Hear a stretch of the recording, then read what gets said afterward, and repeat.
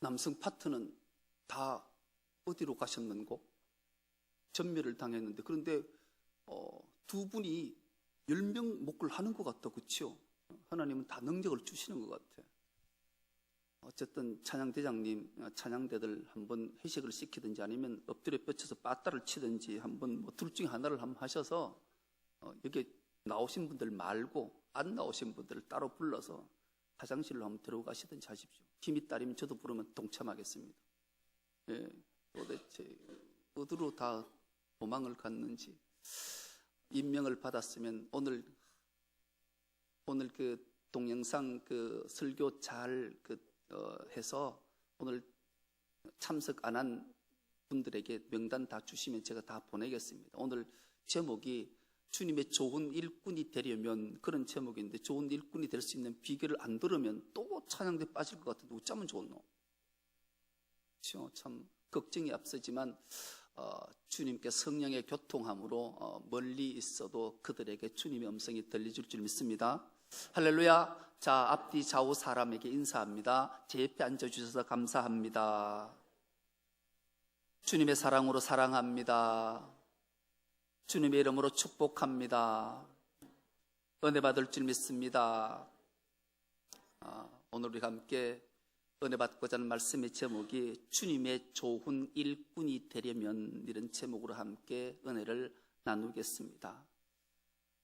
눈먼 기독교라는 책이 있어요. 한 번쯤 읽어봤으면 좋겠다 싶을 정도의, 이 책의 저자는 박태양이라는 분인데, 이분이 이 눈먼 기독교라는 책을 쓰면서 이런 일화를 하나 소개해요. 자신이 아프리카 수단을 방문해서 겪었던 일화를 소개하면서 오늘날 한국 교회가 위기가 찾아온 것을 이렇게 진단하고 있어요. 아프리카 수단에서 목이 말라서 코카콜라가 마시고 싶다는 생각이 들어서 가게를 들어가서 코카콜라 병을 보고 병을 딱 집어들었어요. 집어들고 보니까 이상한 거예요. 병은 코카콜라 병인데 뚜껑이 세븐업 뚜껑이 닫혀 있는 거예요. 그리고 더 이상한 것은 그 내용물이 노란색이에요. 코카콜라는 내용물이 어떤 색이에요? 검은색인데 그런 거예요. 그래서 주인에게 물었어요. 내가 코카콜라를 사기 위해서 이 병을 집어들었는데 이게 병은 세븐업 뚜껑이고 내용물은 노란색인데 어떻게 된 겁니까? 라고 주인에게 물었더니만 주인이 이렇게 대답을 해요. 아시다시피 우리나라는 가난한 나라다. 이 가난한 나라이기 때문에 모든 것을 재활용한다. 그러니까 내용물 걱정하지 않고 먹어도 된다. 그런 거예요. 듣고 보니 그 말이 일리가 있어요. 그래서 돈을 지불을 하고 코카콜라를 사서 뚜껑을 따고 마셔보니까 맛이 콜라 맛이 아닌 거예요. 환타 맛이에요. 그래서 주인에게 항의를 했어요. 아니 나는 코카콜라를 마시고 싶어서 샀는데 왜 맛이 환타 맛이냐? 라고 물으니 주인이 대답을 이렇게 해요. 우리는 내용물과 상관없이 병이 코카콜라면 그게 코카콜라다. 이렇게 답을 했다라는 거예요. 이 일화를 겪으면서 이 눈먼 기독교라는 책을 쓴 박태양 작가는 이렇게 한국 교회에 대해서 일침을 가하고 있다는 거예요. 한국 교회가, 현대 교회가 교회의 겉모양은 교회인데, 교인이 겉모양은 교인인데, 내용물은, 예배는 인본주의적 예배를 드리고 가르침이 세상의 가르침으로 다 교회 안이 침투해져 있다는 거예요. 여러분, 우리가 자꾸 교회가 위기에 왔다는 건데, 위기는 하나님의 말씀이 아니라 세상적 가르침이 교회에 팽배해 있다면 이것은 교회의 위기를 자초할 수밖에 없고, 겉모양은 교회지만 실제는 교회가 아니라는 것에 우리가 부인할 수 있는 방법이 없어요. 주님은 분명히 우리에게 말씀하셨어요. 경건의 모양은 있으나 경건의 능력을 상실한 건 결코 그리스도인이 아니라고 주님이 말씀하신다라는 거예요. 그러면서 주님은 우리에게 이런 일침의 말씀을 주셨어요. 눈먼 사람이 눈먼 사람을 인도할 수 있느냐?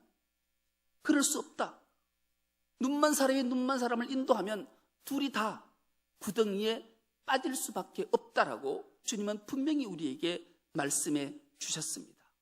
여러분, 우리 모두는 눈먼 자가 되면 안 돼요. 경건의 모양은 있으나 경건의 능력이 없으면 아무 소용이 없는 거예요. 병만 코카콜라고 내용물이 환타면 무슨 소용이 있겠어요? 그거 어떻게 코카콜라라고 이야기할 수 있겠냐고요. 그러시면서 오늘 본문을 통해서 주님은 주님의 참된 일꾼이 되는 비결을 우리에게 들려주고 있기에 우리 모두는 주님이 원하시는 참된 일꾼으로 주님께 영광을 올려드리는 은혜가 있기를 축복합니다. 주님께 참된 일꾼이 될 수 있는 비결, 첫 번째 비결은 1절이 이렇게 말씀합니다. 원하건대 너희는 나의 좀 어리석은 것을 용납하라. 청하건대 나를 용납하라. 내가 하나님의 열심으로 너희를 위하여 열심을 낸다. 주님의 좋은 일꾼이 되는 첫 번째 비결은 세상 사람들에게는 어리석다 소리를 듣고 하나님께는 열심을 내는 하나님의 열심을 품고 주의를 감당하면 주님의 좋은 일꾼이 된다라는 거예요. 여러분, 사도 바울은 실제로 우리가 알다시피 어리석은 자가 아니었어요. 그런데 그는 고린도 교인들로부터 네가 어리석다라고 얘기를 들었다라는 거예요.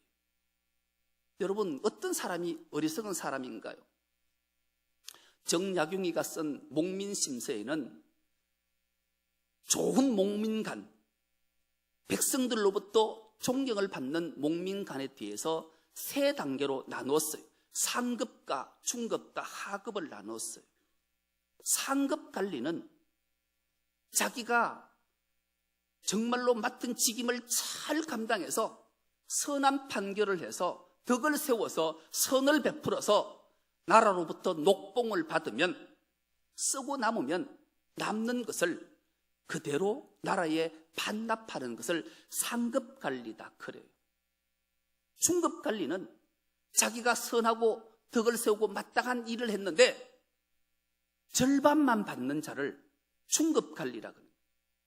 하급관리는 자기가 덕을 세우고 선정을 베풀고 좋은 일을 해서 마땅히 한 일에 대한 대가를 고스란히 받는 자를 하급관리라 했다라는 거예요.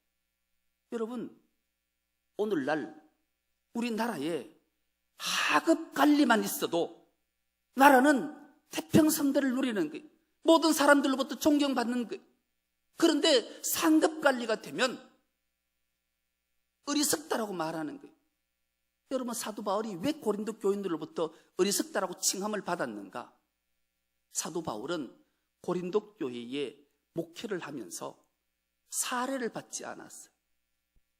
여러분, 목사가 목회를 하면서, 제가 충성로교회 목회를 하면서 사례를 받잖아요.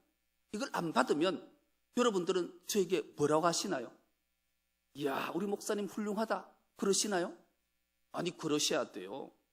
제가 부임한 지 3년이 됐는데 부임하자마자 사례를 받고 남는 돈을 적금을 넣었어요. 3년 적금을 탄 게 몇백만 원이 됐어요. 어떻게 할까 하다가 여보, 우리 식당에 의자 건물하자. 그래, 주님이 주신 것이니까 남았으니까 마땅히 주님께 돌려드리자. 그래서 의자 건물한 거예요. 잘했죠? 예. 그래, 이래도 겨우 하급관리가 들똥말똥한 거예요. 사도 바울은 아예 사례를 안 받았어요. 그러면 위대하다고 박수를 쳐줘야 되는데 어리석다라고 손가락질하고 조롱했다라는 거예요. 그 소리를 들었던 사도 바울이 고린도 교회에게 그렇게 말하는 거예요. 나를 어리석다라는 거 좀 용납해달라. 너그럽게 봐달라 그런 뜻이 아니에요. 좀 인내해달라. 왜 내가 당신들 눈에 보이기에 어리석은 자였는지를 내가 또렷이 말하겠다. 그것은 바로 하나님의 열심을 가졌기 때문이다.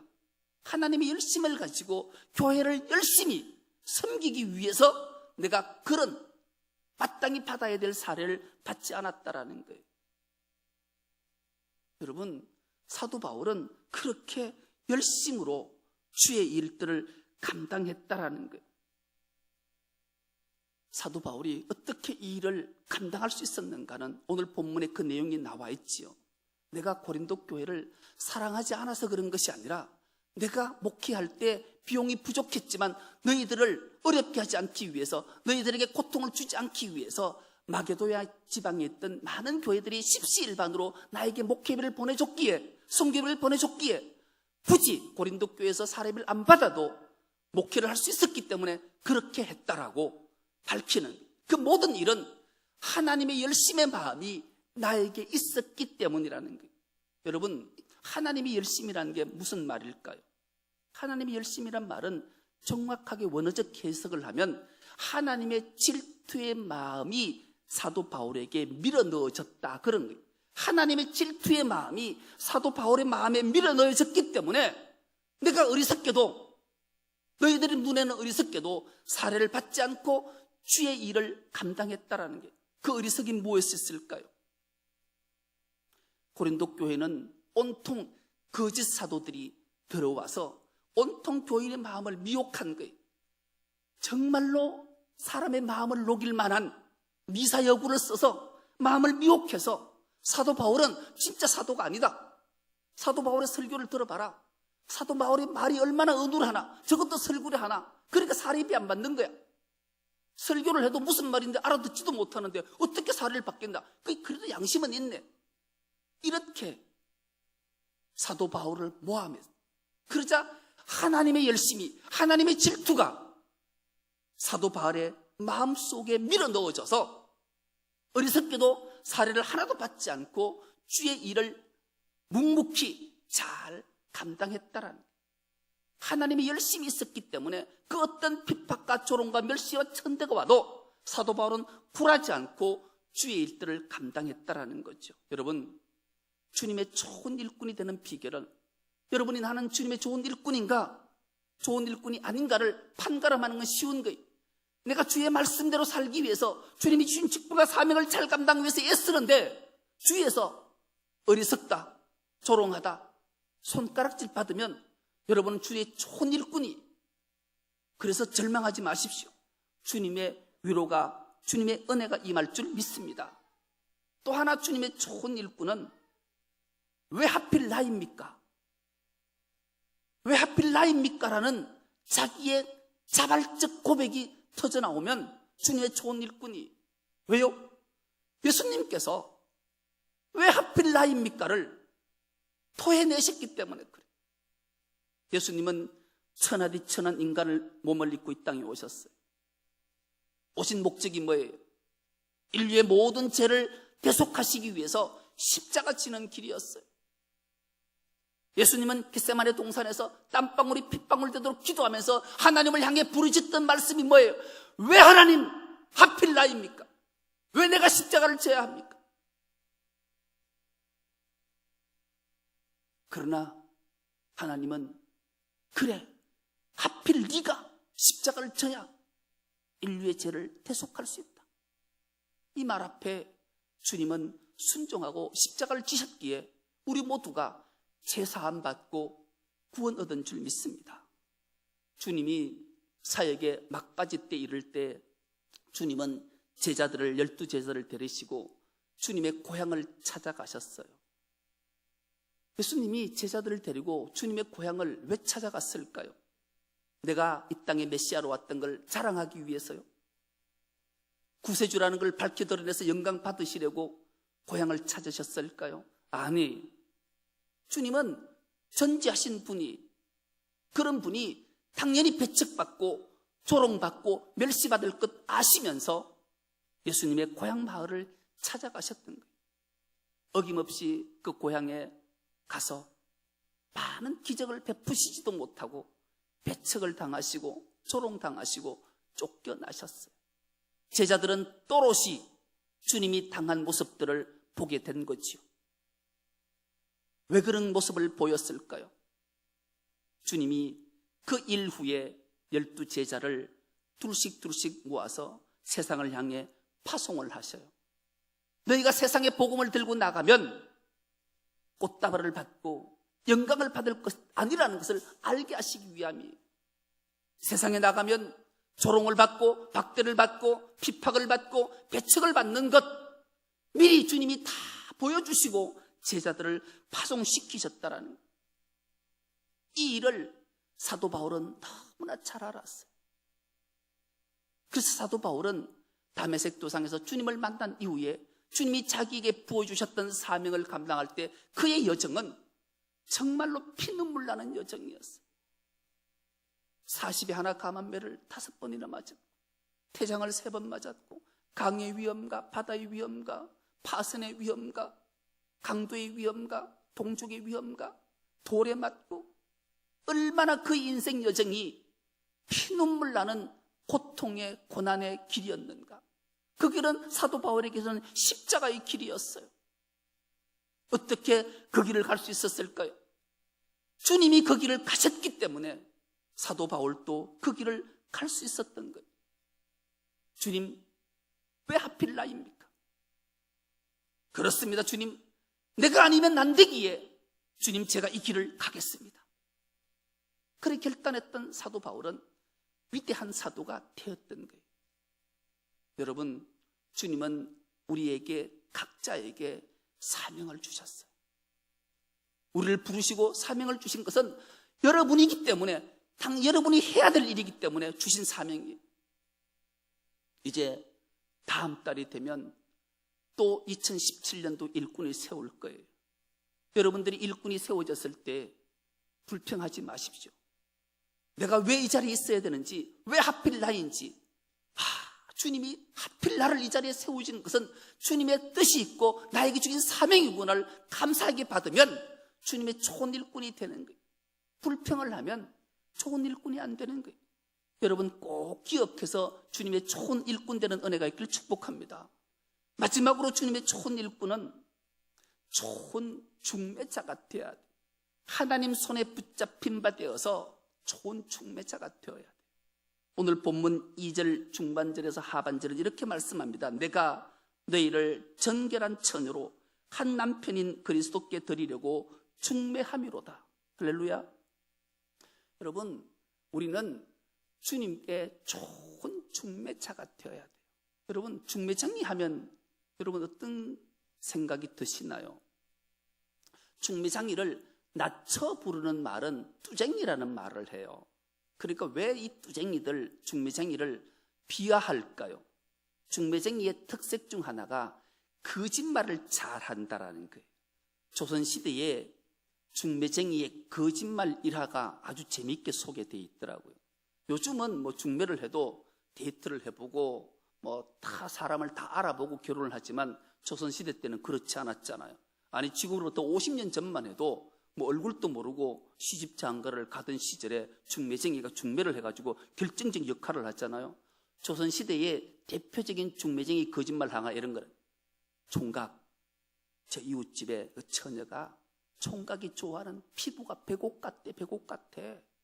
이 피부가 백옥 같은 여자를 좋아하던 총각이 그 중매쟁이 말을 믿고 결혼 승낙을 하고 첫날 밤을 지내는데 얼굴을 보고 깜짝 놀랬대잖아요.